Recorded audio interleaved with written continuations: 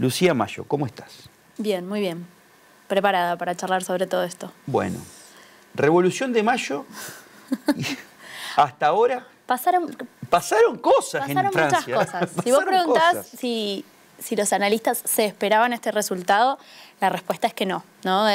Entiendo que hoy a la mañana lo avallazante que fue el resultado de la izquierda en esta coalición que se armó fue sorprendente por muchas cosas, por los tiempos, por lo rápido que se armó, por los resultados. Y hay un punto que mencionabas vos al principio cuando hablabas de lo de Kylian Mbappé, que tiene que ver con la movilización. Hoy por hoy las elecciones las están dando vuelta a aquellos que logran movilizar a la ciudadanía y en particular a la ciudadanía joven, que es la que no vota estos discursos de extrema derecha inicialmente, ¿no? Estamos viendo un panorama bastante particular, sobre todo en Europa, y esto de que siempre volvemos a esta idea de cómo las extremas derechas empiezan a ocupar puestos, los partidos empiezan a ganar escaños en los diferentes países y empiezan a ser, digamos, potenciales gobernadores o gobernantes de estos países. Entonces creo que la noticia de hoy, un poco todos los que salieron a festejarla, estaba relacionado con esta especie de freno a la ultraderecha en una jugada de Macron que al día de hoy todavía se sigue analizando. Fue muy jugada. Fue de ajedrez. Fue de ajedrez, pero sí te aclaro una cosa. Le salió bien, pero hay que ver qué pasa. Porque Macron, cuando él convoca las elecciones, pasan varias cosas. Tenemos las elecciones a legisladores para el Parlamento Europeo. Es decir, no eran algo directamente para Francia hace un mes atrás. La ultraderecha ganó. La ultraderecha arrasó. Entonces, en ese contexto, a los días siguientes, Macron decide disolver la asamblea, es decir, disolver lo que sería nuestro Congreso, convocar a elecciones anticipadas. Entonces decían, che, pero ¿por qué esta jugada interna cuando esto era para el Parlamento Europeo? ¿Qué es lo que está pasando? Y él argumenta que tenía que ver con que era lo que le debía a la sociedad, que si este movimiento a la ultraderecha, si no, iba a condicionar su presidencia, que es hasta el 2027. Y una cosa más, el Parlamento, los franceses tienen un sistema bastante intrincado, así como nosotros tenemos el presidente, ellos tienen un presidente que lo elige por mayoría, por voto popular como nosotros, pero un primer ministro que tiene otro rol, que si bien sale, digamos, del Congreso, lo elige el presidente, salvo que no tenga mayoría absoluta. Y ahí es donde empieza esta cuestión de la dificultad de qué pasa si el primer ministro es de otro color político que el presidente. Claro, ahí está, a ver, está bueno porque decís, para que entienda la gente cómo está hoy el Parlamento, es casi 3/3. Un tercio Macron, un tercio Mélenchon y otro tercio Le Pen. O sea, las alianzas ahora van a ser claves.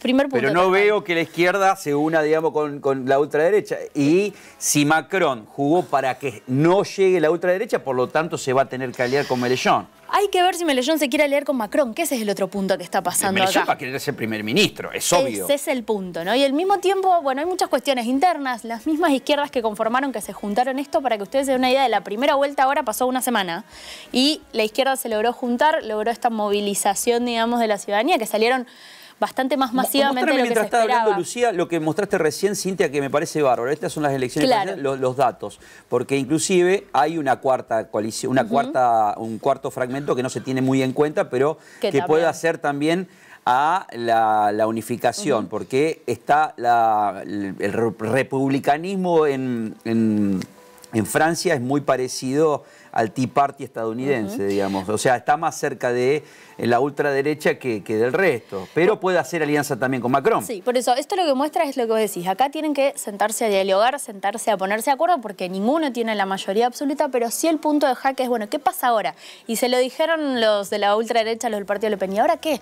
Porque Macron se va a tener que sentar a negociar con Mélenchon, pero lo mismo del otro lado, porque también las posiciones entre este nuevo frente de izquierda y Macron no son tan cercanas tampoco. Macron, de hecho, se la jugó todo este tiempo. Hubo algunas cuestiones estratégicas electorales. Lo que hicieron ellos, tienen un sistema particular donde en una ciudad donde le había ido mejor al candidato del frente de izquierda, en algunos lugares se fue corriendo el candidato Macron y la izquierda acordó que en los lugares donde el candidato Macron le había ido mejor se corre. Entonces eso fue garantizando que la pelea era entre el partido de Le Pen y alguno de estos dos. Por eso también los buenos resultados. Pero ahora hay que ver, porque tampoco esperaban que le fuera tan bien a la izquierda. hay que ver cómo van a negociar, qué es lo que van a hacer. Melellón quiere ser primer ministro, pero hacia adentro de este rejunte de izquierda tampoco están convencidos tanto de que Melellón lo sea, porque tiene algunas posiciones muy extremas, no están todos en la misma sintonía. Entonces se vienen unos días de ver cómo se garantiza la estabilidad política hacia el interior de Francia para ver cómo se organiza en esto que, como decimos, inicialmente la jugada le salió bien a Macron, pero hay que ver hasta qué punto.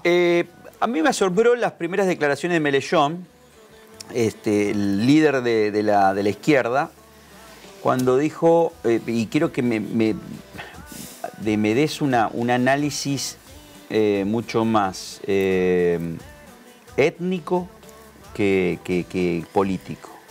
Dijo que los árabes tienen que votar, que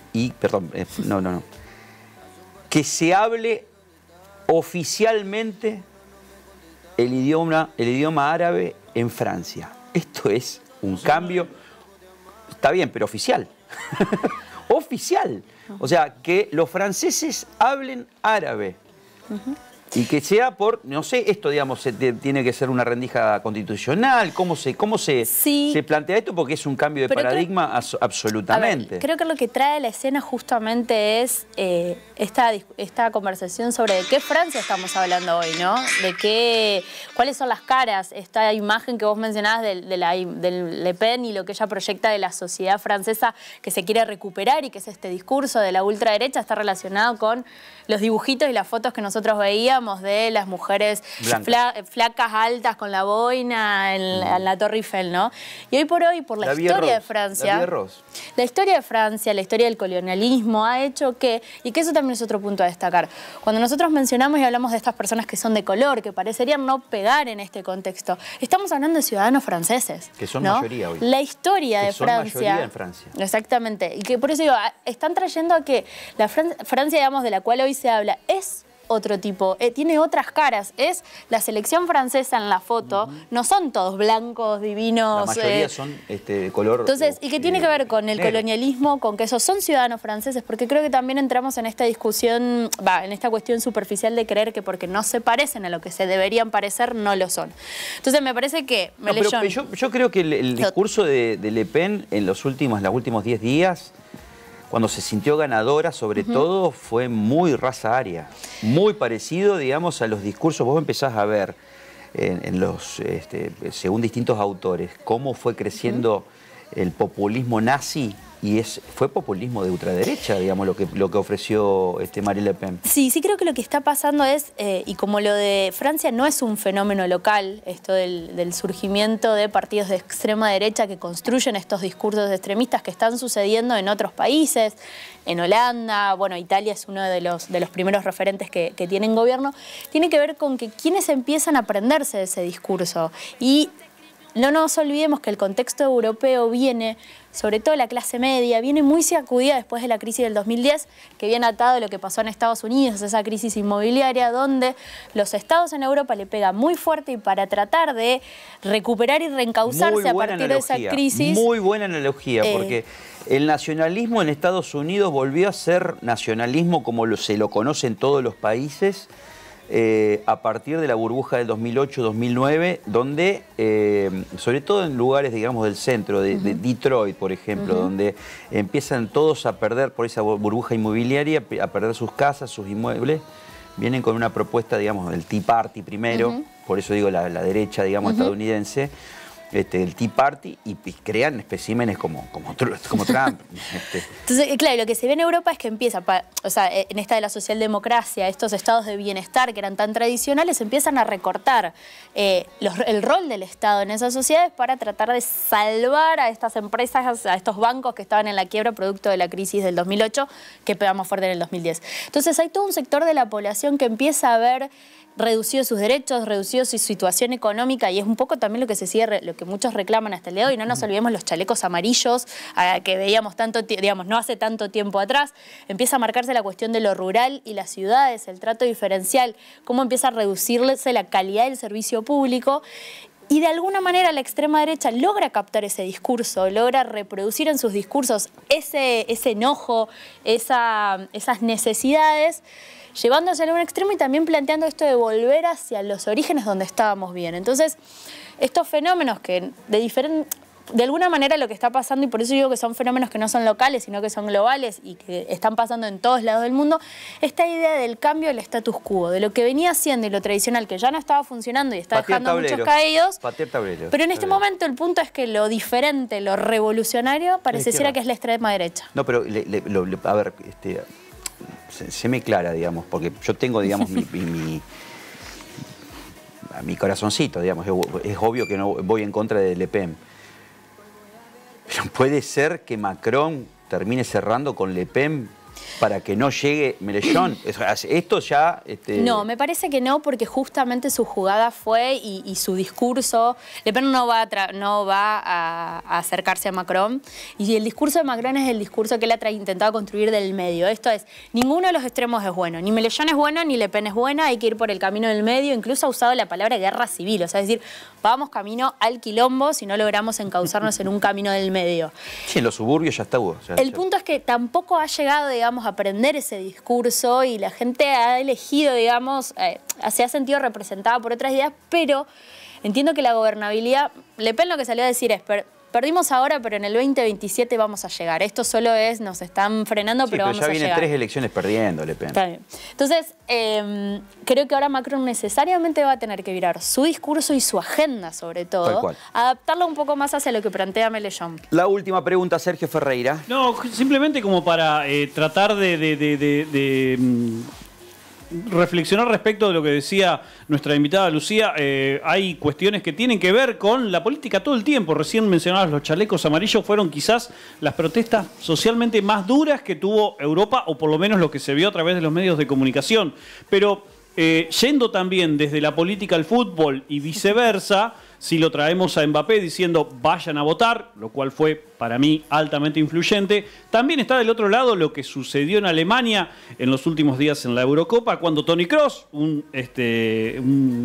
un símbolo de la selección alemana, dijo: no puedo dejar a mi hija de 5 años en este país tan inseguro. Ahí también hay una cuestión de derechización, y que quizás también está bastante viva esa cuestión. Es decir, todo el tiempo a través de lo social, en este caso lo del fútbol, la política y la derechización está como presente, y sobre todo en los últimos años en Europa. Pero me parecía que como que se subestimó un poco desde la derecha la situación, teniendo en cuenta que, como dije recién, las protestas sociales en Francia fueron muy duras, fueron muy duras. Sí, creo que claramente ellos pensaron que les iba a alcanzar, ¿no? Que los resultados que habían tenido hasta ahora, que lo que había pasado con la elección al Parlamento Europeo les alcanzaba.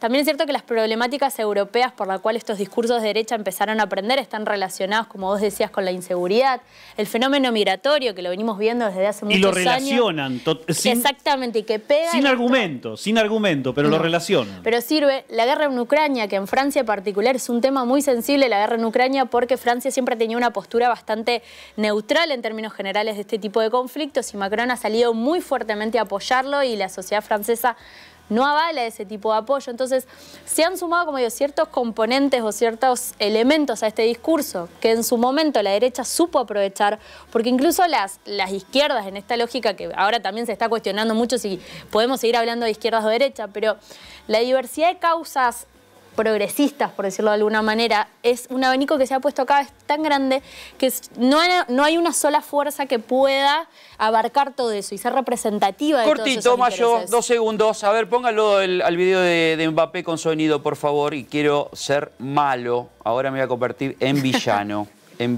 Ponga, por favor, productora, el discurso de Mbappé, que es importante. Con sonido, por favor. La Fédération française a fait un communiqué hier soir par rapport aux différentes prises de position de certains joueurs depuis le début de la semaine par rapport à la crise politique que traverse le pays actuellement. Est-ce que vous avez un message à faire passer en tant que capitaine aujourd'hui? Bonsoir à tous. Oui, j'ai eu écho de ce communiqué. Maintenant, je pense qu'on est dans un moment crucial dans l'histoire de notre pays. Il faut savoir faire la part des choses et avoir le sens des priorités. L'euro a une place très importante dans nos carrières, mais je pense qu'on est des citoyens avant tout, et je pense qu'on ne doit pas être déconnecté du monde qui nous entoure, et encore moins quand ça concerne notre pays. Voilà.